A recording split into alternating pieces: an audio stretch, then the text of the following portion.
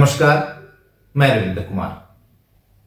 आज हम बात करेंगे केशवानंद भारती केस की। 24 अप्रैल 1973 को इस मामले में फैसला आया था। कमाल की बात यह रही कि जिस मामले को लेकर केशवानंद भारती ने मुकदमा दायर किया था, उस मुकदमे में वो हार गए। लेकिन इसी मुकदमे में सर्वोच्च न्यायालय ने बेसिक स्ट्रक्चर ऑफ कॉन्स्टिट्यूशन, संविधान का मूलभूत ढांचा की अवधारणा दी और कहा कि संसद संविधान में संशोधन कर सकती है, पूरा संशोधन कर सकती है, लेकिन संविधान का एक मूलभूत ढांचा है जिसको संसद नहीं बदल सकती। यह मूलभूत ढांचा क्या है, ये आज के इसी वीडियो में बताया गया है। तो जैसा कि हमने आपको बताया कि इस मुकदमे का जो निर्णय आया, जो सुनवाई हुई और जो निर्णय आया, वो 24 अप्रैल 1973 को आया। इस मामले को सुनने के लिए सर्वोच्च न्यायालय की 13 जजों की बेंच, या फिर हम कहें खंडपीठ, बैठी थी उस समय, जिसने 7-6 के बहुमत से फैसला सुनाया था। उस समय सर्वोच्च न्यायालय के जो मुख्य न्यायाधीश थे वो एस.एम. सिकरी, पूरा नाम अगर बताएं तो सर्वमित्र सिकरी थी।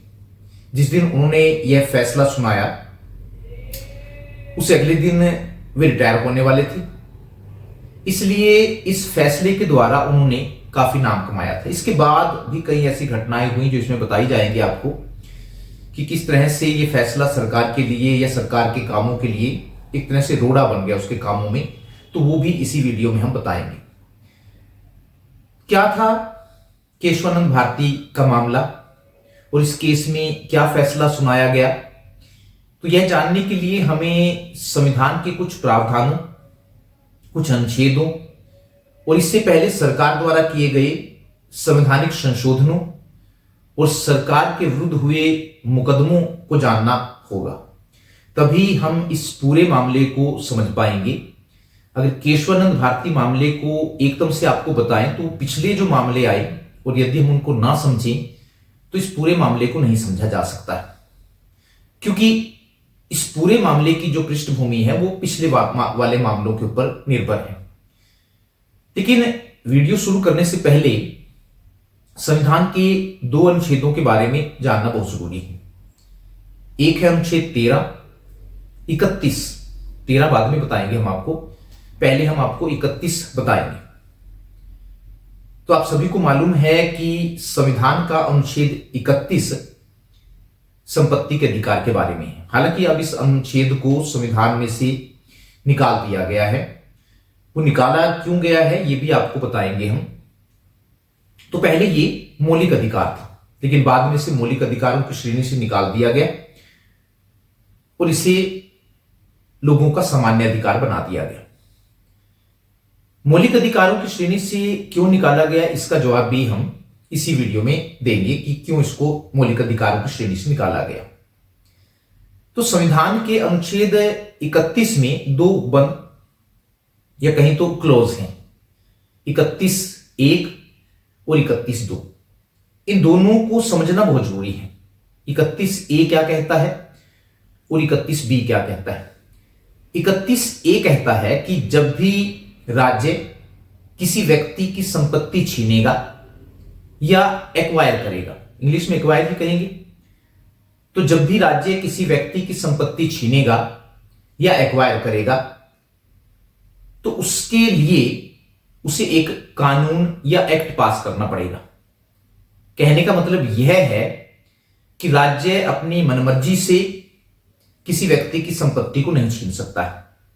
कानून बनाकर ही संपत्ति छीनी जाएगी और यह कानून संसद से पास करवाना पड़ेगा। यह अनुच्छेद 31(a) कहता है कि राज्य किसी व्यक्ति की संपत्ति छीनेगा या एक्वायर करेगा तो उसके लिए उसे एक कानून या एक्ट पास करना पड़ेगा। इसी प्रकार 31(2) कहता है कि जब भी किसी व्यक्ति की संपत्ति छीनी जाएगी तो उसकी 2 शर्तें होंगी। जब भी किसी व्यक्ति की संपत्ति छीनी जाएगी तो उसकी 2 शर्तें होंगी।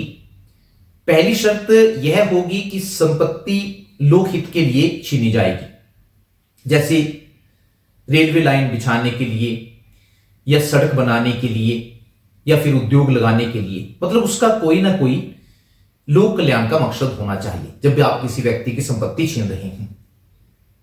तो मतलब क्या हुआ कि संपत्ति ऐसे काम के लिए छीनी जाएगी जिससे सबका हित होता हो, अर्थात सबका कल्याण होता हो। और इसी उपबंध की जो दूसरी शर्त है 31(2) की, उसमें वो बताती है कि जिस एक्ट या कानून के तहत किसी व्यक्ति की संपत्ति छीनी जाएगी, इसके लिए जो संसद कानून बनाएगी, तो जिस एक्ट या कानून के तहत किसी व्यक्ति की संपत्ति छीनी जाएगी, उस एक्ट में यह भी बताया जाएगा कि उसे कितना कंपनसेशन या मुआवजा दिया जाए। कंपनसेशन लिखा हुआ है 31(2) में कि जिस एक्ट या कानून के तहत किसी व्यक्ति की संपत्ति छीनी जाएगी, उस एक्ट में यह भी बताया जाएगा कि उसे कितना कंपनसेशन या हिंदी में कहें तो मुआवजा दिया जाएगा। तो यहां सिर्फ मुआवजा कंपनसेशन शब्द लिखा हुआ है, राशि नहीं लिखी हुई है। इसी प्रकार ये 31(1) और 31(2), क्योंकि इन्हीं के इर्द गिर्द ये सारा का सारा जो जितने भी मामले हैं वो घूमते हैं। एक और है संविधान का अनुच्छेद, और वो है अनुच्छेद 368। तो यहां 368 के बारे में बताना भी जरूरी है। वास्तव में जो संविधान का भाग 2 है, संविधान में हमारे 22 भाग हैं, उन 22 भागों में संविधान का जो भाग 20 है, 20 की बात करेंगे हम, उसमें सिर्फ एक ही अनुच्छेद है, और वह अनुच्छेद है 368। इस 368 जो है वो संविधान में संशोधन के बारे में बताता है कि संविधान में संशोधन कैसे कैसे किया जाएगा। तो 368 में पहले 2 क्लोज थे, 2 उपबंध थे, 368(1) और 368(2). 368(1) कहता है कि इस संविधान में किसी भी बात के होते हुए भी, इस संविधान में किसी बात के होते हुए, पहले से कोई प्रावधान किया हुआ है उसके होते हुए भी, इस संविधान में किसी बात के होते हुए भी संसद अपनी संवैधानिक शक्ति के द्वारा और इस अनुच्छेद में वर्णित प्रक्रिया प्रोसेस के द्वारा संविधान में नए उपबंध या प्रावधान प्रोविजन जिनको हम कहते हैं कर सकती है, पहले से मौजूद उपबंधों को बदल सकती है या उनको हटा सकती है। ये संविधान का अनुच्छेद 368(1) कहता है कि इस संविधान में किसी बात के होते हुए भी, अगर पहले से कोई प्रावधान किया गया है उसके होते हुए भी संसद अपनी संवैधानिक शक्ति के द्वारा, जो संवैधानिक शक्ति संसद को इस अनुच्छेद के द्वारा दी गई, संसद अपनी संवैधानिक शक्ति के द्वारा इस अनुच्छेद में वर्णित प्रक्रिया के अनुसार, प्रक्रिया का जो वर्णन है वो 368(2) में किया गया है, इस अनुच्छेद में वर्णित प्रक्रिया के अनुसार संविधान में नए उपबंध या प्रावधान प्रोविजन कर सकती है और पहले से मौजूद उपबंधों को बदल सकती है या हटा सकती है। कुछ भी कर सकती है, बदल भी सकती है और पूरी तरह से उसको डिलीट भी कर सकती है। इसी प्रकार अगर 368(2) की बात करें तो इसमें संविधान में संशोधन करने की प्रक्रिया बताई गई है कि संविधान में संशोधन कैसे किया जाएगा। इसमें कहा गया है कि संविधान में संशोधन का आरंभ संसद के किसी भी सदन से किया जा सकता है। संविधान में संशोधन का आरंभ संसद के किसी भी सदन से किया जा सकता है जब यह विधेयक प्रत्येक सदन में उस सदन की कुल सदस्य संख्या के बहुमत द्वारा या उस सदन में उपस्थित या वोट देने वाले सदस्यों के कम से कम 2/3 बहुमत द्वारा पास कर दिया जाएगा। तब इसे राष्ट्रपति के सामने पेश किया जाएगा जो विधेयक पर अपनी अनुमति देगा। तो 368(2) को पढ़ने पर 2-3 बातें क्लियर होती है कि संविधान में संशोधन करने का जो विधेयक है, बिल है या एक्ट है, वो संसद के किसी भी सदन में पेश किया जा सकता है।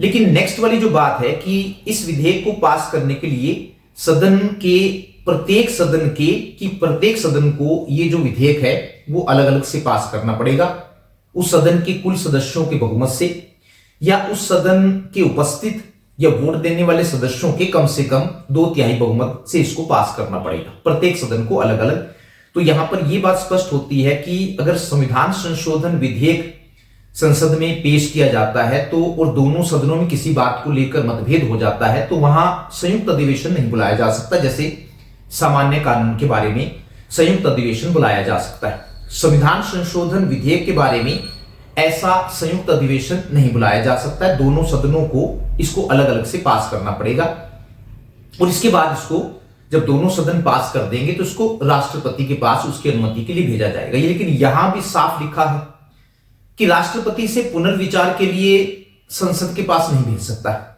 दोबारा इस पर पुनर्विचार नहीं हो सकता है संसद में। अगर दोनों सदनों ने इसको पास किया है तो राष्ट्रपति को इसे अपनी अनुमति देनी पड़ेगी। ये धारा, ये अनुच्छेद 368(2) में कहा गया, इसमें प्रक्रिया बताई गई है कैसे कैसे उसमें संशोधन किया जाएगा। 26 जनवरी 1950 को जब भारत का संविधान लागू हुआ और सरकार ने या भारत सरकार ने संविधान के अनुसार काम करना शुरू किया तो अनुच्छेद 31 सरकार के कामों में अड़चन पैदा करने लगा। संपत्ति का अधिकार दिया गया था, बताया गया था कि सरकार किसी व्यक्ति की संपत्ति को नहीं छीन सकती है। तो जब ऐसी व्यवस्था कर दी गई तो सरकार के कामों में अड़चन आना जरूरी था। तो इससे अनुच्छेद 31 जो था वो सरकार के कामों में अड़चन पैदा करने लगा। एक गरीब देश की सरकार के लिए यह बड़ा मुश्किल था कि वह बड़े जमींदारों से उनकी जमीनें छीने और छीनी गई जमीन का जमींदार को मुआवजा देकर बाद में उसे गरीबों में मुफ्त बांटते। ये ऐसा पॉसिबल नहीं था। इसमें तरीका यही था कि जो जिनके पास एक सीमा से ज्यादा जमीन है उनसे इतनी जमीन ले ली जाए कोई कानून बनाकर और बाद में वो जमीन गरीबों में बांट दी जाए। तो उस समय सरकार के पास इतना पैसा भी नहीं था कि वह ऐसा कर सके। दूसरा, राज्य सरकारों के ऊपर इस बात का दबाव था कि वह गरीब किसानों की स्थिति में सुधार के लिए उन्हें जमीन वितरित करे। ऐसा सभी सरकारों ने गरीबों को यह भरोसा दिलाया था कि जब भारत स्वतंत्र होगा तो उनकी स्थिति को सुधारने के लिए सरकार द्वारा इस दिशा में काफी सारे प्रयत्न किए जाएंगे। तो उस समय जमींदार जो थे वो बड़ी बड़ी जमीनों के मालिक थे, लेकिन संविधान की धारा 31 सरकार को जमीन छीनने से रोकती थी।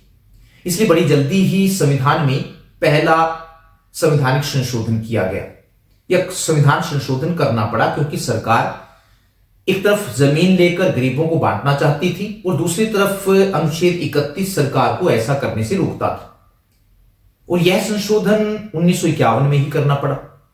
इस संशोधन के द्वारा अनुच्छेद 31 में 2 क्लोज या फिर उपबंध और जोड़ दिए गए। पहले से था कि 31(1) था और 31(2) था, जो मैंने आपको बताया कि 31(1) क्या कहता है और 31(2) क्या कहता है। 1951 में पहला संशोधन करना पड़ा जब सरकार के लिए मुश्किल आई जमीन छीनना। तो 31 में 2 और क्लोज जोड़ दिए गए, 31(a) और 31(b). अब ये क्या है 31(a) और 31(b)? 31(a) में कहा गया है कि अगर भूमि सुधार के लिए, उसमें तो अगर पहले 31(1) में लिखा गया था कि यदि सरकार किसी व्यक्ति की संपत्ति छीनती है, यहां पर साफ किया गया है 31(a) में और कहा गया है कि अगर भूमि सुधार के लिए कोई कानून पास होता है तो उस कानून पर अनुच्छेद 31 की बातें लागू नहीं होगी। अगर भूमि सुधार के लिए ऐसा किया जाता है, वहां पर भूमि सुधार लिख दिया गया कि यदि भूमि सुधार के लिए कोई कानून पास होता है तो उस कानून पर अनुच्छेद 31 की बातें लागू नहीं होंगी। अर्थात यदि कोई राज्य सरकार जमींदारी प्रथा को खत्म करने के लिए या जमीन की अधिकतम सीमा को लागू करने के लिए कोई एक्ट या कानून बनाती है और उस कानून के विरुद्ध कोई व्यक्ति सर्वोच्च न्यायालय में जाता है तो सर्वोच्च न्यायालय अनुच्छेद 31 के तहत उसे कोई रिलीफ नहीं दे सकता है, उसके बारे में कुछ नहीं कर सकता है। 31(a) एक नया उपबंध जोड़कर यह व्यवस्था कर दी गई, जबकि अनुच्छेद 31 का उपबंध 1 और उपबंध 2 यह कहता है कि यदि राज्य किसी व्यक्ति की संपत्ति को छीनेगा तो ऐसा करने के लिए उसे कानून बनाना पड़ेगा। और दूसरा, जिस व्यक्ति की संपत्ति, जितनी संपत्ति छीनी जाएगी, राज्य उसे मुआवजा या कंपनसेशन उसको देना पड़ेगा। ऐसा उसमें 31(a) और 31(2) में कहा गया था। लेकिन इस नए उपबंध 31 ए के तहत इन दोनों बातों से साफ मना कर दिया गया, कुछ नहीं मिलेगा। अगर आप सर्वोच्च न्यायालय में जाते हैं तो वैसे सर्वोच्च न्यायालय में आप जा ही नहीं सकते हैं। अगर भूमि सुधार के तहत सरकार कोई ऐसा काम करती है तो ये साफ लिखते, मतलब साफ था कि भूमि सुधार कानून के तहत राज्य किसी व्यक्ति की संपत्ति को छीन सकता है, और यदि भूमि सुधार कानून के तहत किसी व्यक्ति की संपत्ति को छीना जाता है तो उस पर अनुच्छेद 31 की बातें लागू नहीं होगी। यह साफ कर दिया गया संविधान में संशोधन करके। इसी प्रकार दो उपबंध जोड़े गए थे। अनुच्छेद 31B के द्वारा संविधान में एक नई अनुसूची 9 जोड़ी गई, नई अनुसूची 9। ये बड़ी जो अनुसूची है बताना यहां बहुत जरूरी है कि जब संविधान लागू हुआ तो संविधान में 8 अनुसूचियां थी, लेकिन पहले संवैधानिक संशोधन के द्वारा संविधान में जो 9वीं अनुसूची जोड़ी गई वह सबसे ज्यादा विवादित रही है, क्योंकि इस अनुसूची में कहा गया है कि जो भी कानून, या क्या कहा गया है कि कानून, किसी राज्य सरकार ने यदि कोई कानून पास किया है या फिर संसद ने कोई कानून पास किया है और यदि वह कानून संविधान की 9वीं अनुसूची में चला जाता है, ध्यान से सुनने वाली बात यह है कि यह अनुसूची क्या है, सबसे ज्यादा विवादित किस बात को लेकर यह रही है। कहती है कि कानून यदि किसी राज्य सरकार ने पास किया है या फिर संसद ने कोई कानून पास किया है और यदि वह कानून संविधान की 9वीं अनुसूची में चला जाता है तो ऐसे कानून के मामले में सर्वोच्च न्यायालय या उच्च न्यायालय कोई भी न्यायिक पुनर्निरीक्षण नहीं कर सकता, न्यायिक पुनर्निरीक्षण नहीं कर सकता है। यदि कोई कानून संसद ने पास किया है और यदि किसी राज्य सरकार ने पास किया है, राज्य विधानसभा ने पास किया है, और यदि वह कानून 9वीं अनुसूची में चला जाता है तो ऐसे कानून के मामले में सर्वोच्च न्यायालय और उच्च न्यायालय कोई भी न्यायिक पुनर्निरीक्षण नहीं कर सकते। न्यायिक पुनर्निरीक्षण का मतलब आपको पता होगा। न्यायिक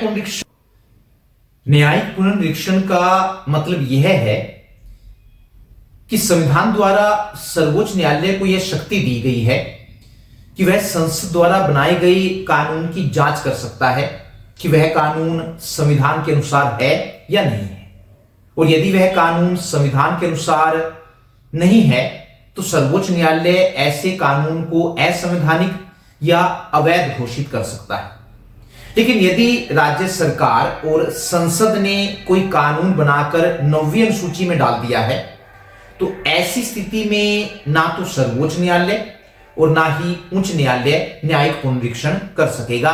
ये ऐसा उसमें संविधान के अनुच्छेद के जो एक नया उपबंध जोड़ा गया 31B उसमें ऐसा लिख दिया गया।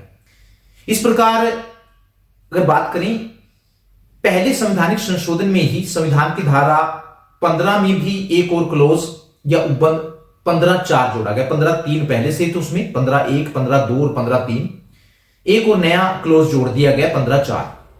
इसमें कहा गया कि यदि राज्य मतलब बताया गया है कि राज्य की परिभाषा है, उसमें सरकार के कौन कौन से आएंगे। यदि राज्य अनुसूचित जाति और अनुसूचित जनजाति और अन्य पिछड़े वर्गों के हित के लिए शिक्षा के बारे में कोई विशेष व्यवस्था करता है तो उसे भी सर्वोच्च न्यायालय में जाने की सुरक्षा नहीं मिलेगी, सर्वोच्च न्यायालय नहीं जा सकता है, और यह समानता के अधिकार का उल्लंघन भी नहीं होगा। ऐसा उसमें संविधान के जो नया एक उपबंध जोड़ा गया 15(4) उसमें यह लिख दिया गया।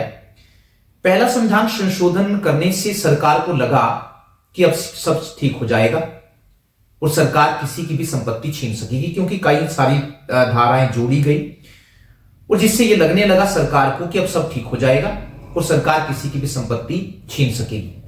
लेकिन 1951 में ही शंकरी प्रसाद बनाम यूनियन ऑफ इंडिया का केस सामने आ गया। इतना संशोधन करने के बाद भी शंकरी प्रसाद बनाम यूनियन ऑफ इंडिया का केस सामने आ गया। वास्तव में यह केस अनुच्छेद 13 और अनुच्छेद 368 के बीच झगड़े के बारे में था। अनुच्छेद 13 और अनुच्छेद 368 के बीच जो झगड़ा था उसके बारे में था। अनुच्छेद 13 में 3 उपबंध या कहीं तो 3 क्लॉज है, 13(1), 13(2) और 13(3). जो शंकरी प्रसाद का जो मामला था वो 13(2) और 13(3) से ज्यादा संबंधित है। अनुच्छेद 13(2) कहता है कि राज्य कोई ऐसा कानून नहीं बनाएगा। मौलिक अधिकार जो है भाग 3 में 12 से स्टार्ट होते हैं, 13 में ये साफ बात कही गई है और 13 में 3 क्लोज है। तो 13(2) कहता है कि यदि राज्य कोई ऐसा कानून नहीं बनाएगा जो मौलिक अधिकारों के विरुद्ध हो, और यदि कोई ऐसा कानून बनाया जाता है जो मौलिक अधिकारों के विरुद्ध है या मौलिक अधिकारों को सीमित या कम करता है, तो वह कानून उस सीमा तक अवैध होगा जिस सीमा तक वह मौलिक अधिकारों को नुकसान पहुंचाता है या चोट पहुंचाता है। 13(2) समझना बहुत जरूरी है, क्योंकि इसी के मामले के ऊपर सारा का सारा शंकरी प्रसाद बनाम यूनियन ऑफ इंडिया का केस आधारित है कि राज्य कोई ऐसा कानून नहीं बनाएगा जो मौलिक अधिकारों के विरुद्ध हो, और यदि कोई ऐसा कानून बनाया जाता है जो मौलिक अधिकारों के विरुद्ध है या मौलिक अधिकारों को सीमित या कम करता है, तो वह कानून उस सीमा तक अवैध होगा जिस सीमा तक वह मौलिक अधिकारों को नुकसान पहुंचाता है, मौलिक अधिकारों को कम करता है, उस सीमा तक उसको हम असंवैधानिक मानेंगे कि वो कानून नहीं। इसी प्रकार अनुच्छेद 13(2) में कानून का मतलब बताया गया है कि राज्य कोई ऐसा कानून नहीं बनाएगा। ऐसा कानून जो कैसा कानून नहीं बनाएगा, उस कानून की जो व्याख्या है वो 13(2) में की गई। कानून का उसमें मतलब बताया गया है कि कानून में क्या क्या शामिल होंगे। इसमें कहा गया है कि कानून का मतलब कोई अध्यादेश, कोई आदेश, ऑर्डर सरकार का, कोई नियम, रूल, कोई नोटिफिकेशन या कोई परंपरा, कस्टम भी हो सकती है, कुछ भी हो सकता है। वो कानून नहीं ऐसा बनाया जाएगा या कोई ऐसा आदेश या नोटिफिकेशन जारी नहीं किया जाएगा। लेकिन 13(2) की खास बात यह है कि 13(2) में कहीं भी नहीं लिखा गया है कि कानून का मतलब संविधान संशोधन भी होगा। संविधान संशोधन वाली बात इसमें कहीं नहीं लिखी गई है। 13(2) में संविधान संशोधन नहीं लिखा गया है। इसलिए शंकरी प्रसाद के केस में जो मुख्य मुद्दा था, समझने की जरूरत है इस मामले में क्या मुख्य मुद्दा था। 13(2) कहता है कि कोई कानून नहीं बनाएगा जिससे मौलिक अधिकार सीमित होते हैं, और 13(3) कहता है कि कानून का मतलब क्या क्या होगा, आदेश, कोई अध्यादेश होगा। लेकिन 13(3) में कहीं भी यह नहीं लिखा गया है संविधान संशोधन के द्वारा सरकार ऐसा कर सकती है। इसलिए शंकरी प्रसाद के केस में जो मुख्य मुद्दा था वह अनुच्छेद 13(3) जिसमें यह बताया गया है कि कानून में क्या क्या शामिल होगा, और अनुच्छेद 368 जिसमें संविधान में संशोधन की बात कही गई है के बीच था। शंकरी प्रसाद केस में कहा गया कि 1951 में जो पहला संविधान संशोधन किया गया था वह अवैध है। क्यों? क्योंकि उसमें अनुच्छेद 13 यह कहता है कि कोई भी कानून यदि मौलिक अधिकारों को सीमित करता है तो वह अवैध होगा, और 1951 में पास किया गया संविधान संशोधन एक्ट या अधिनियम भी एक कानून ही है, इसलिए यह अवैध है। मतलब शंकरी प्रसाद ने यह मामला रखा कि संविधान संशोधन करके जो व्यवस्था की जाती है वो भी तो कानूनी ही है, उसको भी कानून माना जाना चाहिए।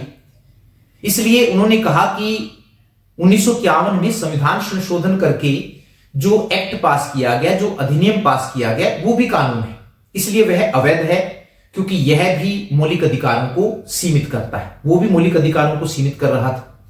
मेन बात यह थी कि संसद ने संविधान में संशोधन करके मौलिक अधिकारों को सीमित कर दिया था, और 13(2) है वो कहता है कि सरकार या संसद कोई भी ऐसा कानून नहीं बनाएगी जिससे मौलिक अधिकार कम होते हैं।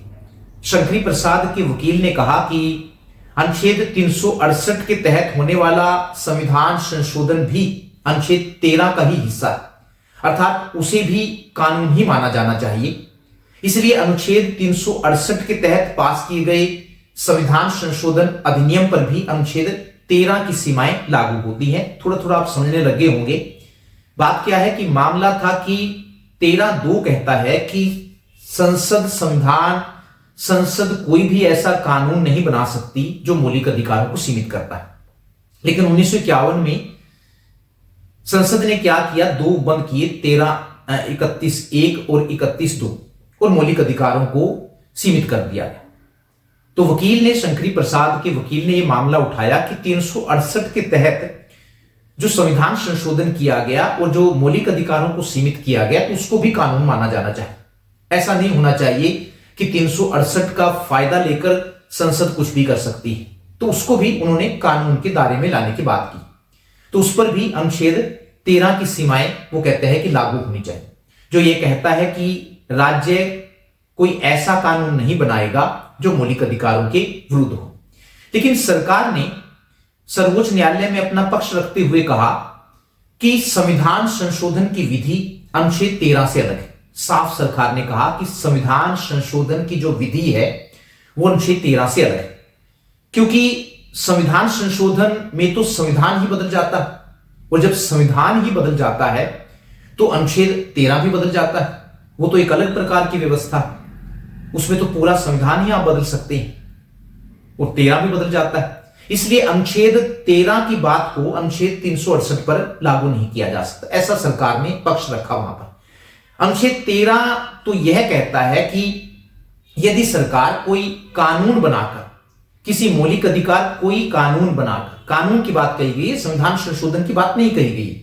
सरकार ने अपना पक्ष रखते हुए संसद में यह कहा कि यदि सरकार कोई कानून बनाकर किसी मौलिक अधिकार को सीमित करती है तो वह कानून अवैध होगा। इसमें संविधान संशोधन की बात तो कही ही नहीं गई है।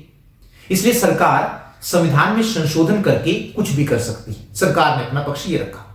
सर्वोच्च न्यायालय को सरकार वाली बात जो थी वो ज्यादा अच्छी लगी, इसलिए इस मुकदमे में सर्वोच्च न्यायालय ने फैसला दिया कि सरकार जो भी व्याख्या कर रही है वही सही है। अर्थात इस मुकदमे में सर्वोच्च न्यायालय ने मान लिया कि दोनों अनुच्छेद अलग अलग हैं। अर्थात सर्वोच्च न्यायालय ने यह मान लिया कि अगर संविधान में संशोधन करके मूल अधिकारों को सीमित किया जाता है तब तो ऐसा किया जा सकता है, लेकिन यदि बिना संविधान में संशोधन किए मौलिक अधिकारों को सीमित किया जाता है तो तब ऐसा नहीं किया जा सकता है। इस प्रकार सर्वोच्च न्यायालय ने सरकार की ही हां में हां मिलाते हुए अपनी जिम्मेदारी से पल्ला झाड़ लिया। यहां तक आपको यह बात स्पष्ट हो गई होगी कि शंकरी प्रसाद बना मामले में जो मामला आया था वो ये था कि 368 में जब संविधान में संशोधन किया जाता है उसको भी कानून माना जाए। लेकिन सर्वोच्च न्यायालय ने कहा कि यदि कानून बनाकर सरकार किसी मौलिक अधिकार को सीमित करती है तब तो वो ऐसा नहीं कर सकती, लेकिन यदि संविधान में संशोधन करके मौलिक अधिकार को सीमित करती है तो वो ऐसा कर सकती है। ये साफ साफ वहां पर क्लियर हो गया। इसका सीधा सा मतलब यह था कि अब राज्य सरकार या केंद्र सरकार जमींदारों की जमीन छीन सकती थी और सरकार और व्यक्ति के बीच में अब कोई नहीं आएगा। इसलिए भूमि सुधार कानूनों को लागू करने के लिए सरकार ने 1964 में 17वां संवैधानिक संशोधन पास करके राजस्थान और पंजाब के भूमि सुधार कानूनों को 9वीं अनुसूची में डाल दिया। 9वीं अनुसूची आपको बताया था कि यदि कोई कानून इसमें डाल दिया जाता है तो सर्वोच्च न्यायालय और उच्च न्यायालय उसका न्यायिक पुनरीक्षण नहीं कर सकता है। तो ये जब केशवन मामला आया उससे पहले जो मामला निपटा 1964 में सरकार ने 17वां संवैधानिक संशोधन पास किया और राजस्थान और पंजाब के भूमि सुधार कानूनों को 9वीं अनुसूची में डाल दिया। 17वें संवैधानिक संशोधन के विरोध में 1965 में राजस्थान में एक और केस आया। यह मामला था सज्जन सिंह का मामला। इस केस में दोबारा फिर वही विवाद उठा कि अनुच्छेद 13 और अनुच्छेद 368 के बीच क्या संबंध है, लेकिन इस बार भी सर्वोच्च न्यायालय ने वही पुराना फैसला सुनाया कि दोनों अनुच्छेद अलग अलग हैं और यदि सरकार संविधान में संशोधन करके मौलिक अधिकारों को सीमित करती है तो ऐसा किया जा सकता है, लेकिन यदि कानून बनाकर मौलिक अधिकारों को सीमित करती है तो ऐसा नहीं किया जा सकता। मतलब कानून और संशोधन को अलग अलग विषय माना गया। 1967 में 17वें संवैधानिक संशोधन के विरोध में एक और मामला आया और मामला था गोलकनाथ का मामला। गोलकनाथ वास्तव में दो भाई थे, हेनरी गोलकनाथ और विलियम गोलकनाथ। दोनों भाइयों की जालंधर के पास पंजाब में लगभग कहते हैं कि 500 एकड़ जमीन थी 1953 में 1953 में पंजाब सरकार ने भूमि सुधार कानून बनाया और इस कानून में यह लिखा कि यदि किसी परिवार के पास ज्यादा जमीन है तो परिवार का हर सदस्य 30 एकड़ जमीन अपने पास रख सकता है। बाकी जो जमीन बचेगी वह राज्य सरकार द्वारा छीन ली जाएगी। इस कानून के हिसाब से दोनों में से हर भाई को 30 एकड़ जमीन मिल सकती थी। इसके बाद जो भी जमीन बची या बचेगी वह राज्य सरकार द्वारा छीन ली जाएगी। 17वें संवैधानिक संशोधन के द्वारा पंजाब सरकार ने इन दोनों भाइयों की बाकी बची जमीन छीन ली। 500 एकड़ जमीन थी तो 60 एकड़ दोनों भाइयों को दे दी 30-30 एकड़ के हिसाब से, और 440 एकड़ जमीन जो है पंजाब सरकार ने उनकी छीन ली। इसके विरोध में दोनों भाई सर्वोच्च न्यायालय चले गए। इस मामले को सुनने के लिए सर्वोच्च न्यायालय की 11 जजों की बेंच या कई खंडपीठ बनाई गई। उस समय तक यह सर्वोच्च न्यायालय की सबसे बड़ी बेंच थी जो किसी मामले को सुन रही थी। जब यह मामला गया तो 11 जजों की बेंच बनाई गई। संविधान की धारा 145(3) यह कहती है कि जब मामला संविधान की व्याख्या का हो या सरकार को संवैधानिक मामले में सलाह देने का हो तो ऐसे मामलों में कम से कम 5 जजों की खंडपीठ बैठेगी। अनुच्छेद जो संविधान का अनुच्छेद 145 है वो साफ कहता है कि जब मामला संविधान की व्याख्या का हो या सरकार को संवैधानिक मामले में सलाह देने का हो तो ऐसे मामलों में 5 जजों की खंडपीठ बैठेगी। एक नियम यह भी है कि अगर सर्वोच्च न्यायालय ने पहले वैसा कोई फैसला दिया हो और वह पहले दिए गए फैसले पर फिर से विचार करना चाहता है या उसे पलटना चाहता है तो उस केस को सुनने के लिए पहले से बड़ी खंडपीठ बैठेगी और बेंच का फैसला जो होगा वो बहुमत से मान्य होगा। तो गोलकनाथ के मामले में 11 जजों की खंडपीठ बैठी थी। इस बेंच ने 6-5 के बहुमत से निर्णय सुनाते हुए अब तक के सारे फैसलों को पलटते हुए यह निर्णय सुनाया कि अनुच्छेद 368 भी अनुच्छेद 13 से मुक्त नहीं है। कहने का मतलब यह है कि संसद संविधान में संशोधन करके भी मौलिक अधिकारों को नहीं छीन सकती है, जबकि अब तक यही चला आ रहा था कि संसद सामान्य कानून से मौलिक अधिकारों को नहीं छीन सकती है लेकिन संविधान में संशोधन करके मौलिक अधिकारों को छीन सकती है या उनको सीमित कर सकती है। इस समय सर्वोच्च न्यायालय के जो मुख्य न्यायाधीश थे वो के सुब्बा राव थे, लेकिन इसी मामले में सर्वोच्च न्यायालय ने यह भी कहा कि यह मामला गोलकनाथ मुकदमे पर ही लागू होगा या उसके बाद के जितने मुकदमे हैं उन पर लागू होगा। इससे पहले जो फैसले दिए जा चुके हैं उन पर यह मामला लागू नहीं होगा। तो मोटे मोटे तौर पर अभी तक हम ये समझे हैं कि शंकरी प्रसाद के मामले में सर्वोच्च न्यायालय ने फैसला दिया था कि संसद सामान्य कानून बनाकर मौलिक अधिकारों को नहीं छीन सकती है, जबकि संविधान में संशोधन करके मौलिक अधिकारों को छीन सकती है। लेकिन गोलकनाथ के मामले में सर्वोच्च न्यायालय ने बिल्कुल उल्टा फैसला दिया और कहा कि संसद संविधान में संशोधन करके भी मौलिक अधिकारों को नहीं छीन सकती है।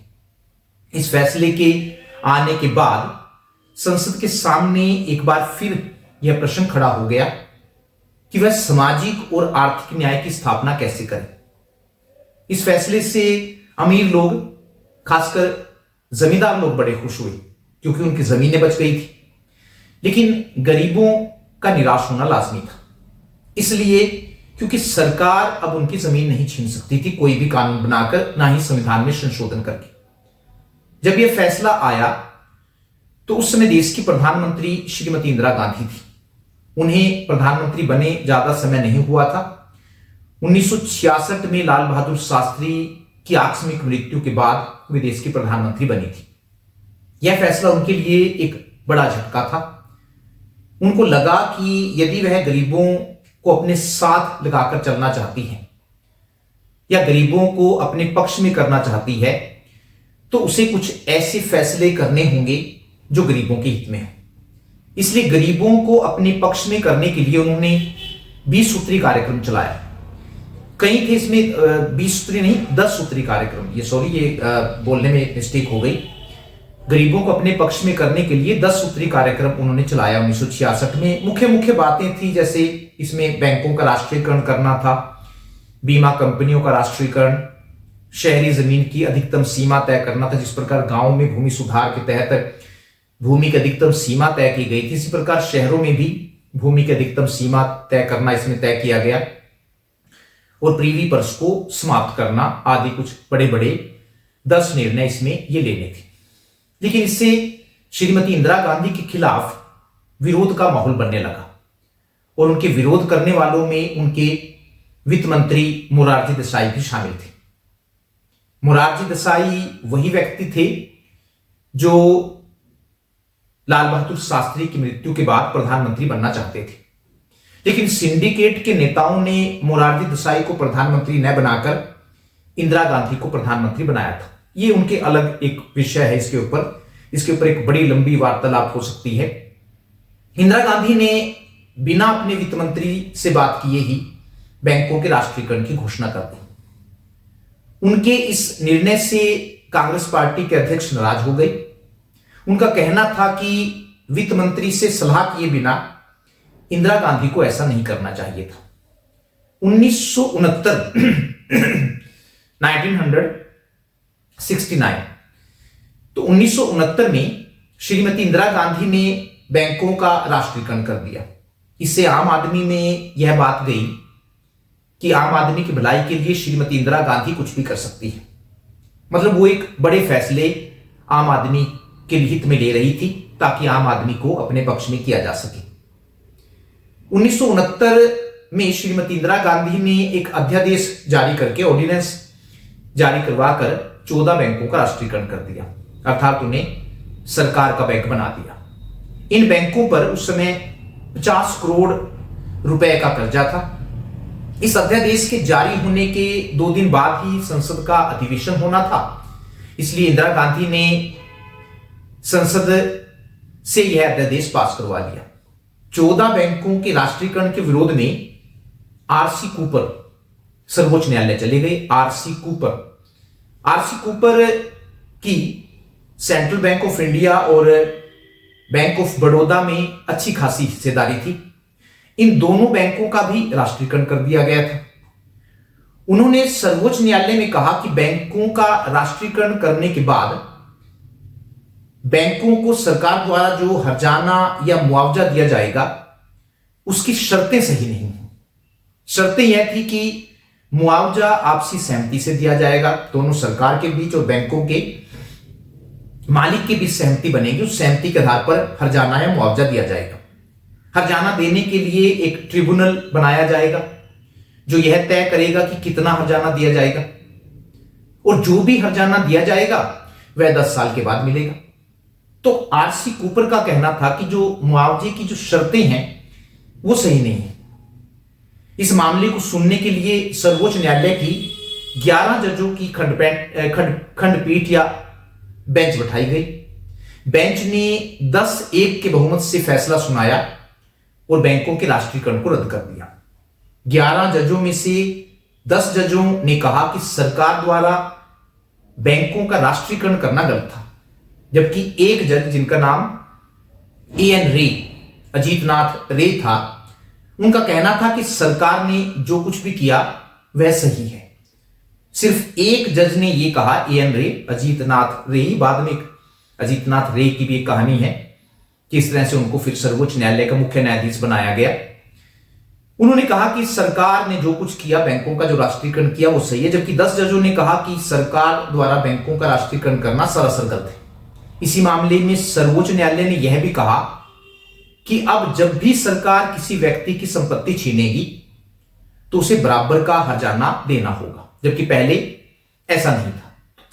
राष्ट्र बैंकों के राष्ट्रीयकरण के मामले में नया बात उभर कर आई कि अब जब भी सरकार किसी व्यक्ति की संपत्ति छीनेगी तो उसे बराबर का हर्जाना देना होगा। बैंकों के राष्ट्रीयकरण को सर्वोच्च न्यायालय ने जब रद्द कर दिया तो यह इंदिरा गांधी के लिए एक बड़ा झटका था। उनको लगा कि सर्वोच्च न्यायालय उनकी बात को नहीं सुन रहा है, उन्हें काम नहीं करने दे रहा है। श्रीमती इंदिरा गांधी के जो 10 सूत्री कार्यक्रम था, उस कार्यक्रम में प्रीवी पर्स को समाप्त करना भी शामिल था। वास्तव में प्रीवी पर्स राजाओं को हर महीने दी जाने वाली पेंशन थी। 15 अगस्त 1947 को जब भारत स्वतंत्र हुआ था तो उसमें से आप में से बहुत सारे लोग जानते हैं कि उस समय देश में 565, कुछ कहते हैं कि 565 देशी रियासतें थी। इन रियासतों को भारत में शामिल करने के लिए उस समय राजाओं से कुछ वायदे किए गए थे और ऐसा करना जरूरी भी था। देश के एकीकरण के लिए इन रियासतों को भारत में शामिल करना जरूरी था, तो उनसे कुछ वायदे किए गए थे।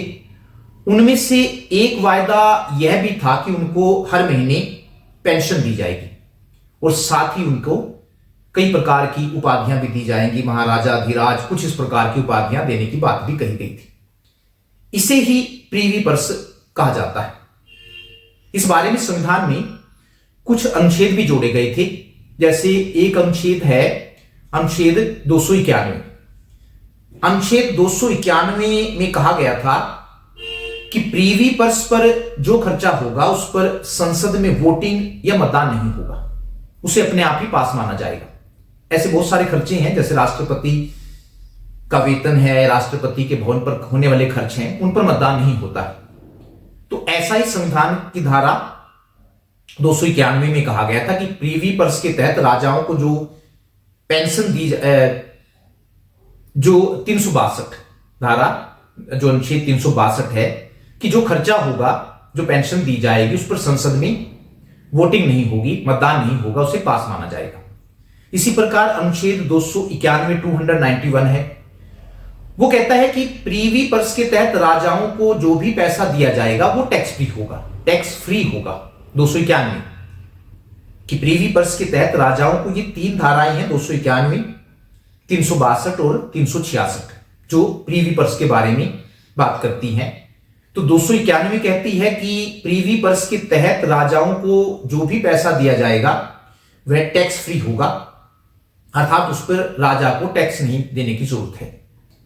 362 बता दी आपको, कहती है प्रीवी पर्स के तहत या प्रीवी पर्स पर जो खर्चा होगा उस पर संसद में मतदान नहीं होगा, उसे अपने आप ही पास माना जाएगा। और इसी प्रकार से अनुच्छेद 366 जो है वो राजाओं की परिभाषा उसमें दी गई है कि राजा किसको माना जाएगा। इस अनुच्छेद में बताया गया है कि किसे हम राजा होने के लिए क्या क्या शर्तें होंगी। अब प्रीवी पर्स को खत्म करने के लिए इन धाराओं को खत्म करना जरूरी था और इन धाराओं को खत्म करने के लिए संविधान में संशोधन करना जरूरी था। इसलिए 1970 में श्रीमती इंदिरा गांधी ने प्रीवी पर्स को खत्म करने के लिए लोकसभा में संविधान संशोधन बिल पेश किया, क्योंकि यह कहा हुआ है कि जब भी संविधान में संशोधन किया जाएगा, किसी धारा को खत्म किया जाएगा, तो इसके लिए लोकसभा या राज्यसभा में बिल पेश करना पड़ेगा। तो प्रीवी पर्स को भी खत्म करने के लिए 1970 में श्रीमती इंदिरा गांधी ने लोकसभा में संविधान संशोधन बिल पेश किया। यह बिल लोकसभा में तो पास हो गया, क्योंकि श्रीमती इंदिरा गांधी के पास लोकसभा में ठीक ठाक बहुमत था, लेकिन यह बिल राज्यसभा में पास नहीं हो सका। संविधान संशोधन का यह पहला मामला था जो राज्यसभा में पास नहीं हो पाया था। राज्यसभा में यह बिल 1 वोट से रह गया। हैरानी की बात थी उस समय भी। बाद में श्रीमती इंदिरा गांधी ने एक अध्यादेश जारी करके अनुच्छेद 366 में दी गई परिभाषा को ही बदल दिया। एक अध्यादेश जारी, बिल पास नहीं हुआ तो अध्यादेश ले आई और अध्यादेश के द्वारा अनुच्छेद 366 में राजाओं की जो परिभाषा दी गई थी उसको ही बदल दिया। इस अध्यादेश को खारिज करवाने के लिए माधवराव सिंधिया, ग्वालियर के राजा हैं, अभी कांग्रेस में थे और कांग्रेस से निकलकर अब भारतीय जनता पार्टी में शामिल हो गए। तो जब राजा की परिभाषा को बदल दिया अनुच्छेद 366 में जो दी गई थी एक अध्यादेश के द्वारा, तो उस अध्यादेश को खारिज करवाने के लिए माधवराव सिंधिया सर्वोच्च न्यायालय चले गए। सर्वोच्च न्यायालय ने सरकार के अध्यादेश को खारिज कर दिया एक साल के बाद जब 1971 में श्रीमती इंदिरा गांधी दोबारा भारी बहुमत से जीतकर आई, 350 से भी ज्यादा सीटें उस समय उनको मिली थी, तो उन्होंने संविधान में 6 संशोधन किए। 24वां, 25वां, 26वां, 27वां, 28वां और 29वां 6 संशोधन एक साल में किए गए। 25, 26, 27, 28 और 29। 24वां संवैधानिक संशोधन गोलकनाथ मामले से निपटने के लिए किया गया था, क्योंकि गोलकनाथ मामले में सर्वोच्च न्यायालय ने निर्णय दिया था कि संविधान में संशोधन करके भी सरकार मौलिक अधिकारों को खत्म नहीं कर सकती। 25वां संवैधानिक संशोधन बैंकों के राष्ट्रीयकरण के मामले से निपटने के लिए किया गया था और 26वां संवैधानिक संशोधन प्रीवी पर्स के मामले को सुलझाने के लिए किया गया था। 24वें संवैधानिक संशोधन की अगर बात करें तो 24वें संवैधानिक संशोधन द्वारा अनुच्छेद 13 और अनुच्छेद 368 में संशोधन किया गया। इन दोनों धाराओं में, इन दोनों अनुच्छेदों में संशोधन किया गया 24वें संवैधानिक संशोधन द्वारा, अनुच्छेद 13 और अनुच्छेद 368। अब तक यह व्यवस्था थी कि अनुच्छेद 13 की शर्तें अनुच्छेद 368 पर भी लागू होती थी। अर्थात व्यवस्था यह थी कि यदि संविधान संशोधन करके मूल अधिकार कम किए जाएंगे तो सर्वोच्च न्यायालय उस संविधान संशोधन को खारिज कर सकता है। गोलकनाथ मुकदमे में यह फैसला सर्वोच्च न्यायालय ने दिया था। इंदिरा गांधी को यह फैसला पसंद नहीं आया, इसलिए उन्होंने अनुच्छेद 13 में एक और नया क्लोज या उपबंध, हम कहते हैं उसको, एक और नया क्लोज या उपबंध 13(4) जोड़ दिया। इसी प्रकार अनुच्छेद 368 में भी पहले 2 क्लोज थे, 368(1) और 368(2), दोनों आपको मैंने बताए हैं। उसमें भी एक तीसरा क्लोज या उपबंध जोड़ दिया गया 368(3), और दोनों में एक ही बात लिखवा दी। 13(4) में लिखवा दिया कि इस अनुच्छेद की कोई बात अनुच्छेद 368 के अधीन किए गए किसी संविधान संशोधन पर लागू नहीं होगी। 13(4) में साफ लिखवा दिया गया कि इस अनुच्छेद की कोई बात, जो भी इसमें होता है, अनुच्छेद 368 के अधीन किए गए किसी संविधान संशोधन पर लागू नहीं होगी। और इसी प्रकार अनुच्छेद 368(3) जो एक नई क्लोज जोड़ा गया, उसमें भी लिखवा दिया गया कि अनुच्छेद 13 की कोई बात इस अनुच्छेद के अधीन किए गए किसी संविधान संशोधन पर लागू नहीं होगी। इसका परिणाम यह हुआ कि ऐसा करने से गोलकनाथ का मामला खारिज हो गया। जो गोलकनाथ कह रहा था कि दोनों जो है, चाहे उसको संविधान का सामान्य कानून माना जाए या संविधान संशोधन माना जाए, मौलिक अधिकारों को कम नहीं कर सकती। लेकिन ये 2 क्लोज जोड़ने से सारा का सारा मामला ही पलट गया, तो गोलकनाथ का जो मामला था वो खारिज हो गया। 25वां संविधान संशोधन या संवैधानिक संशोधन बैंकों के राष्ट्रीयकरण के बारे में था। उसमें भी अनुच्छेद 13 में 13(c) जोड़ दी गई। उसमें तो जोड़ा ही गया, 13(c) जोड़ दी गई और लिखवा दिया गया कि यदि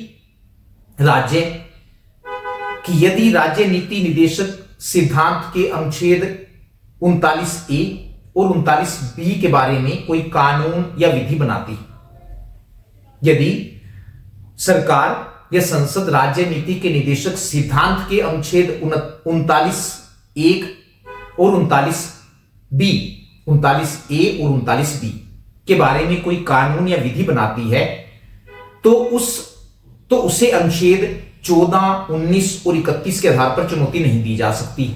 यह बात अनुच्छेद 13(c) में लिखवा दी गई। क्या लिखवा दिया गया कि यदि संसद राज्य नीति के निदेशक सिद्धांत के अनुच्छेद 39(a) और 39(b) के बारे में कोई कानून या विधि बनाती है, तो उसे अनुच्छेद 14, 19 और 31 के आधार पर चुनौती नहीं दी जा सकती। साथ ही इसी अनुच्छेद में मुआवजा के स्थान पर अमाउंट, राशि लिखवा दी गई।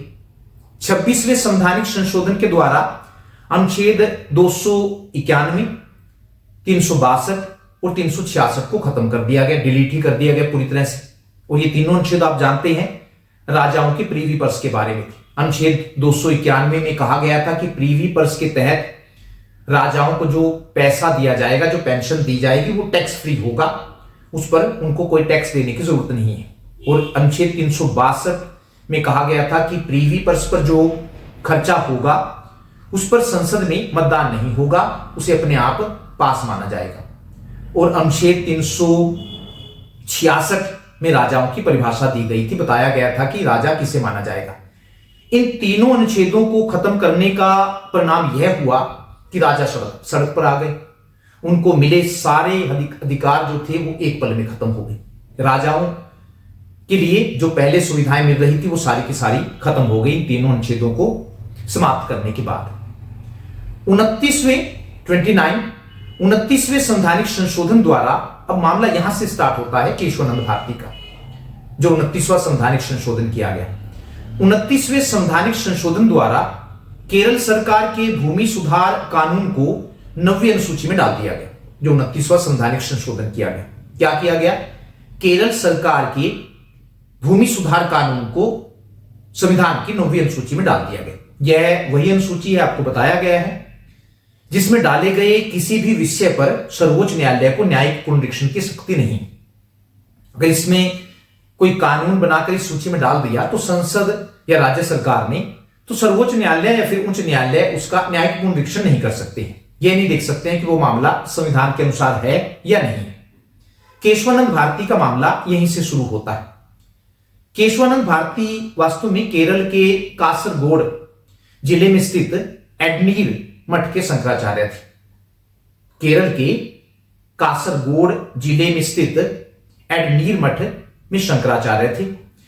इस मठ के पास काफी जमीन और संपत्ति थी। 1969 में केरल सरकार ने केरल भूमि सुधार कानून 1963 में बदलाव करते हुए Kerala land reforms amendment act, Kerala भूमि सुधार संशोधन अधिनियम 1969 पास किया। 1963 में पहले ही पास हुआ था। अमेंडमेंट करते हुए, इसमें संशोधन करते हुए इसका नाम रख दिया Kerala land reform amendment act, Kerala भूमि सुधार संशोधन अधिनियम 1969 पास किया। इस कानून की न्यायिक समीक्षा न हो सके या न्यायिक पुनर्निरीक्षण न हो सके, इसलिए केरल सरकार ने इसे संविधान की 9वीं अनुसूची में डाल दिया। इसी कानून के तहत राज्य सरकार ने एडनीर मठ से जुड़े कुछ जमीन पर कब्जा कर लिया। केशवानंद भारती ने केरल सरकार के कानून को चुनौती देते हुए सर्वोच्च न्यायालय का दरवाजा खटखटाया। उन्होंने 29वें संविधान संशोधन को चुनौती दी और साथ ही 24वें और 25वें संविधान संशोधन को भी चुनौती दी, क्योंकि 24वें संविधान संशोधन द्वारा गोलकनाथ मामले को खारिज कर दिया गया था। अब यहां गोलकनाथ के मामले को खारिज कर दिया गया था 24वें संवैधानिक संशोधन द्वारा, ऊपर आपको विस्तार में बताया गया है। अब गोलकनाथ मामले में 11 जज की खंडपीठ या बेंच ने फैसला सुनाया था, क्योंकि केशवानंद भारती मामले में गोलकनाथ मामले पर भी पुनर्विचार होना था, इसलिए इस मामले पर विचार करने के लिए एक बड़ी पीठ बैठाना जरूरी था। इसलिए मामले पर विचार करने के लिए 13 जजों की खंडपीठ बनाई गई। और कमाल की बात यह है कि उस समय सर्वोच्च न्यायालय में 13 ही जज थे, क्योंकि ये कहा हुआ है कि जब सर्वोच्च न्यायालय ने अपने किसी पहले दिए गए फैसले पर पुनर्विचार करना है या फैसले को पलटना है, तो पहले जो खंडपीठ बैठी थी उससे बड़ी खंडपीठ बैठाई जाएगी। तो इस मामले पर, क्योंकि गोलकनाथ मामले पर पुनर्विचार हो रहा था, इसलिए गोलकनाथ मामले में 11 जजों की खंडपीठ बैठी थी, तो इस पर 13 जजों की खंडपीठ बैठाई गई। इस मामले में 68 दिन तक सुनवाई चली। 31 अक्टूबर 1972 से इस मामले पर सर्वोच्च न्यायालय ने सुनवाई करनी शुरू की और 23 मार्च 1973 को यह सुनवाई खत्म हुई। 24 अप्रैल 1973 को सर्वोच्च न्यायालय का 703 पेज का फैसला आया। उस समय सर्वोच्च न्यायालय के जो मुख्य न्यायाधीश थे वो एस.एन. सीकरी थी। तो चीफ जस्टिस सीकरी और उच्चतम न्यायालय के 12 अन्य न्यायाधीशों ने न्यायिक इतिहास का यह सबसे महत्वपूर्ण निर्णय दिया। सर्वोच्च न्यायालय ने अपना फैसला सुनाते हुए कहा, 3-4 बातें इसकी बताना जरूरी है। केशवानंद भारती में सर्वोच्च न्यायालय ने क्या कहा? पहली बात तो उन्होंने कही कि 24वां, 25वां और 29वां संवैधानिक संशोधन सही है। सरकार ने जो किया है वो सही है। लेकिन साथ में यह भी कहा कि संसद को संविधान में संशोधन करने की शक्ति है। वास्तव में संसद के पास संविधान के किसी भी भाग या किसी भी हिस्से को बदलने की शक्ति है, लेकिन संविधान में संशोधन की शक्ति संविधान को बनाने के बराबर नहीं है। ये बात उन्होंने कही कि संविधान में संशोधन की शक्ति संविधान को बनाने के बराबर नहीं। संविधान को बनाने की जो शक्ति थी वो संविधान सभा के पास थी और संसद संविधान सभा नहीं। इसलिए संसद संविधान में संशोधन तो कर सकती है, लेकिन संविधान को दोबारा से नहीं लिख सकती। सर्वोच्च न्यायालय ने यह भी कहा कि भारतीय संविधान का एक मूलभूत ढांचा, बेसिक स्ट्रक्चर ऑफ कॉन्स्टिट्यूशन है और उसे संसद कितने भी बहुमत से नहीं बदल सकती। चाहे उसको पूर्ण बहुमत भी प्राप्त हो जाए तो वो संविधान के जो मूलभूत ढांचा है संविधान का, उसको नहीं बदल सकती। अब जब मूलभूत ढांचे का प्रश्न दिया तो सरकार ने प्रश्न किया कि संविधान में कहां लिखा हुआ है कि संविधान का एक मूलभूत ढांचा है, एक बेसिक स्ट्रक्चर है। तो न्यायालय ने कहा कि यह कहीं लिखा हुआ नहीं है, बल्कि संविधान को पढ़ने के बाद समझने की बात है। संविधान को जब पढ़ते हैं तब समझ में आता है कि उसकी मूल बातें जो हैं वो ये हैं। साथ ही सर्वोच्च न्यायालय ने यह भी कहा कि संसद संविधान के किसी भी भाग में संशोधन कर सकती है, लेकिन सर्वोच्च न्यायालय ऐसे हर संशोधन की न्यायिक पुनरीक्षण कर सकता है। संविधान के किसी भी भाग में संशोधन कर सकती है, इसी मामले में कहा ये। और साथ में यह भी कहा कि सर्वोच्च न्यायालय ऐसे हर मामले का पुनर्निरीक्षण, न्यायिक पुनर्निरीक्षण कर सकता है और देख सकता है कि वह संशोधन संविधान के मूल ढांचे का उल्लंघन तो नहीं करता है, मूल ढांचे का कि उल्लंघन तो नहीं हो रहा है। इसके बाद सरकार ने पूछा कि मूल ढांचे में क्या क्या शामिल किया जा सकता है। तो सर्वोच्च न्यायालय ने इस बारे में ज्यादा विस्तार से तो नहीं बताया, सिर्फ इतना कहा कि कोई चीज संविधान के मूल ढांचे का हिस्सा है या नहीं, इस दावे का फैसला अदालत केस बाय केस करेगी। जैसे जैसे केस आते जाएंगे इस मामले में जो परिस्थिति है वो साफ होती जाएगी। अर्थात सिर्फ न्यायपालिका ही, अदालत ने साफ कह दिया है कि सिर्फ न्यायपालिका ही, न्यायालय ही तय करेंगे कि संविधान की किन विशेषताओं को मूलभूत विशेषताओं में शामिल किया जाए। जैसे फिर भी सर्वोच्च न्यायालय ने अपने कुछ फैसलों में मूलभूत ढांचे में कुछ विशेषताओं को शामिल किया है, जैसे संविधान की सर्वोच्चता, कि संविधान सर्वोच्च है, लोकतांत्रिक सरकार, धर्मनिरपेक्षता, स्वतंत्र न्यायपालिका, संविधान का संघीय चरित्र, फेडरल कैरेक्टर, देश की एकता और अखंडता। ये कुछ ऐसे मामले हैं जिनको हम संविधान का मूलभूत ढांचा मान सकते हैं। तो केशवानंद भारती मामले में यह तो स्पष्ट हो गया कि सरकार संविधान में संशोधन तो कर सकती है, लेकिन फिर भी सरकार को यह भी समझ आ गया कि वह संविधान के मूलभूत ढांचे के साथ छेड़खानी नहीं कर सकती। संशोधन कर सकती है लेकिन मूलभूत ढांचे को नहीं बदल सकती। हालांकि याचिकाकर्ता केशवानंद भारती आंशिक रूप से अपना केस हार गए। जिस मामले को लेकर वो अदालत में गए थे वो नहीं हुआ। फिर भी इस मामले में बेंच द्वारा दिया गया फैसला भारतीय लोकतंत्र के लिए एक तारणहार, हम कह सकते हैं इसको, तारणहार साबित हुआ और संविधान की जो आत्मा है उसको खोने से उसने बचाया। जिस दिन 24 अप्रैल 1973 को केशवानंद भारती मामले का फैसला आया, उसके अगले दिन मुख्य न्यायाधीश एसएम सिकरी, सर्वमित्र सिकरी रिटायर होने वाले थे। जब यह फैसला सुनाया गया तो 7 जजों ने, जिनमें मुख्य न्यायाधीश S M Sikri, justice K S. Hegde, justice G M. Shelat, justice A N. Grover, justice P J. Reddy, justice B K. Mukherjee और जस्टिस एच.आर. खन्ना ने बहुमत के फैसले को सुनाया था। मतलब ये इन्होंने कहा था कि सरकार संविधान में संशोधन कर सकती है लेकिन संविधान के मूलभूत ढांचे को नहीं बदल सकती है। जिन्होंने दूसरी ओर सरकार के पक्ष में फैसला सुनाया था, जबकि दूसरी ओर तो इसमें justice AN. Ray, justice DG. Palekar, justice K Mathew, justice MH. Beg, Mirza Hidayatullah Beg, justice SN. Dwivedi और जस्टिस डी.वाई. चंद्रचूड़ ने अल्पमत का फैसला सुनाया था, 6 जने एक तरफ थे और 7 जने एक तरफ थे। तो इन्होंने फैसला सुनाते हुए कहा था कि अनुच्छेद 368 के तहत संसद को जो संशोधन करने की शक्ति मिली, जो अधिकार मिला हुआ है, उस पर किसी तरह का कोई अंकुश नहीं। तो 6 ये कहते थे कि जो संसद है वो पूरे संविधान को बदल सकती है, और 7 जज एक तरफ थे जिसमें मुख्य न्यायाधीश भी शामिल थे, जिन्होंने कहा था कि सरकार या संसद संविधान में संशोधन कर सकती है, लेकिन संविधान की जो मूलभूत ढांचा है उसको नहीं बदल सकती है। केशवानंद भारती मामले में सर्वोच्च न्यायालय ने मूलभूत ढांचे या बेसिक स्ट्रक्चर वाला जो ऐतिहासिक फैसला दिया, वह तत्कालीन इंदिरा गांधी सरकार के निर्णयों की राह में बड़ी बाधा बनने वाला था। आने वाले समय में सरकार के लिए एक बड़ा जो विवाद का विषय होने वाला था।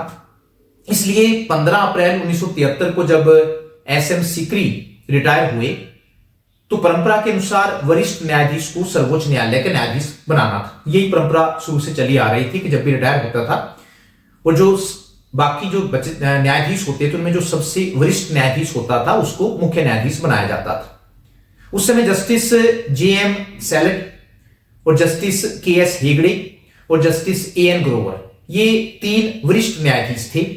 लेकिन श्रीमती इंदिरा गांधी ने इन तीनों वरिष्ठ न्यायाधीशों की अनदेखी करते हुए AN रे को मुख्य न्यायाधीश नियुक्त करने की घोषणा कर दी। इस घोषणा के होते ही तीनों जजों ने अपने पद से इस्तीफा दे दिया।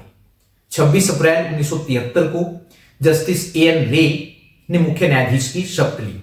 वे 1973 से लेकर 1977 तक मुख्य न्यायाधीश रहे, और यह वही समय था जब देश में इमरजेंसी लागू की गई थी, जब देश में इमरजेंसी की घोषणा की गई थी।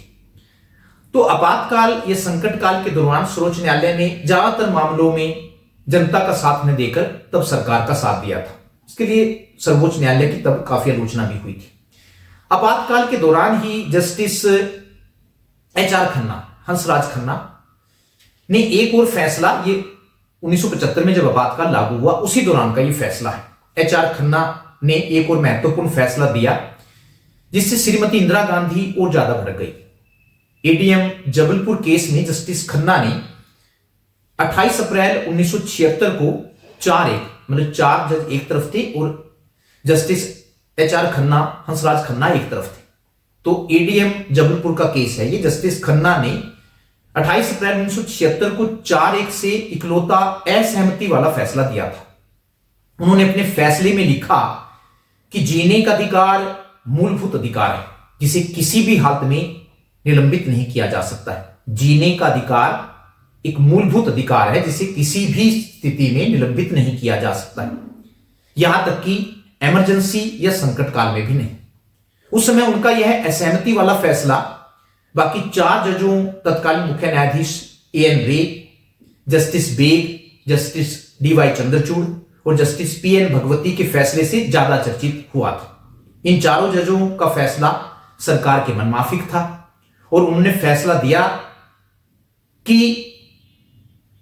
इमरजेंसी के दौरान भी सभी मूल अधिकार निलंबित किए जा सकते।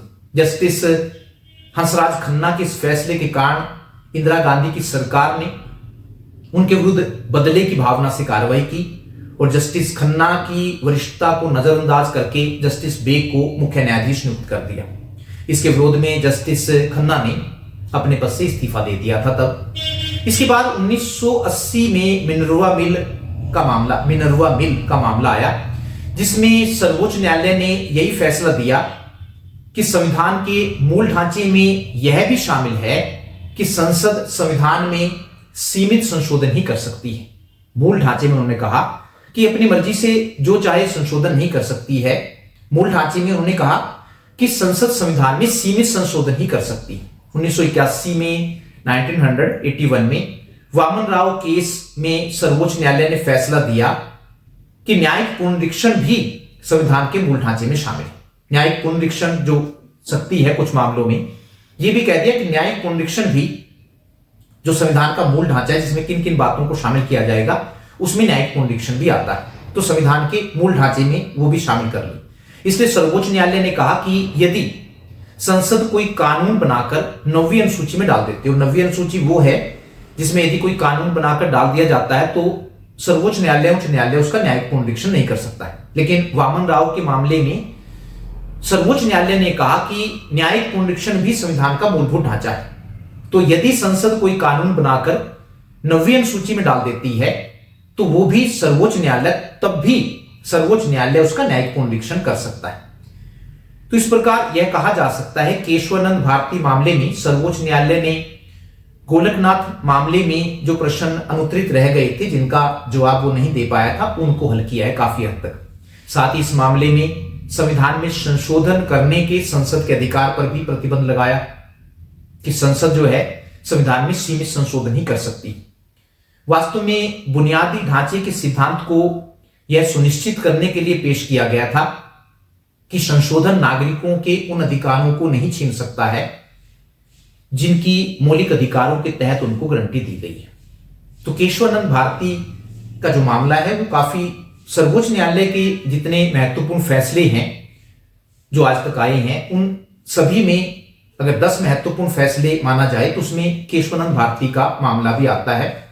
इसी में सर्वोच्च न्यायालय ने संविधान का एक मौलिक ढांचा जो होता है उसके बारे में बताया था, और तब से यह फैसला एक महत्वपूर्ण फैसला है।